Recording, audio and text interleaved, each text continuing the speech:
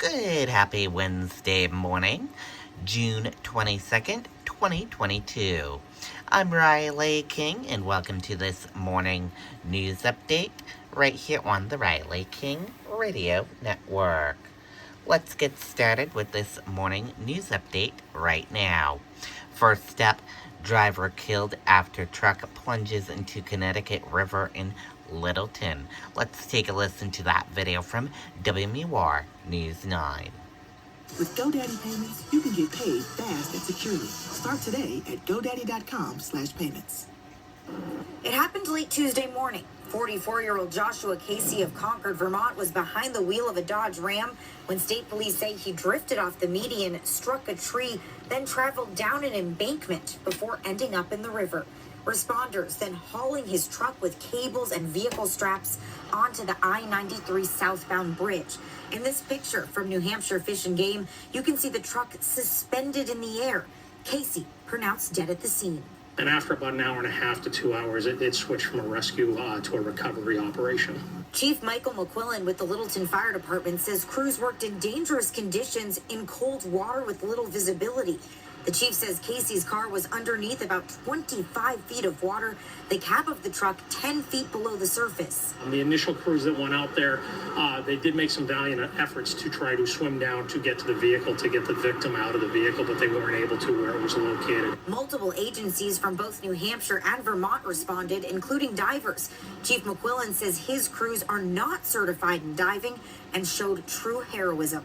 I want to give credit to the ones that were in the water that actually risked their lives to try to get down to make a recovery from that. In a rescue attempt, it was not successful. That it didn't mean that they didn't do everything they could to try to make it. They put their lives at risk to do it. It wasn't the outcome we wanted. Officials say they don't know yet how the truck drifted. The investigation is still ongoing. In Littleton, Grace Feinerman, WMUR News. Okay, there you go on that video and that report. Tuesday marked 3 years since deadly Randolph crash that killed 7 motorcyclists. Let's take a listen to that video from WMUR News 9.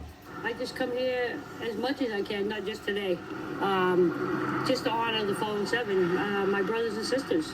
Dawn Brindley was there the day 7 members of the Jarheads Motorcycle Club lost their lives. She was hurt in the fiery crash on Route 2 in Randolph in 2019. A truck towing a trailer plowed into the veterans on their way to an event at the nearby American Legion. 3 years later, the community continues to heal. Brindley says she finds comfort in the support from others there that day. There was a couple of the first responders that I met and continue to be friends with because they're special people to me. And then a couple other people over there I met since the tragedy. I met him at the American Legion. Days after the crash, Volodymyr Zukovsky was charged with 7 counts of negligent homicide. The memorial for the fallen 7 holds a special place in Brindley's heart, their names etched in stone so the community forever remembers.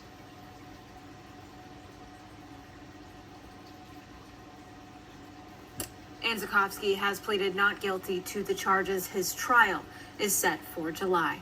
Live in the studio, Marissa Tansino, WMUR News 9.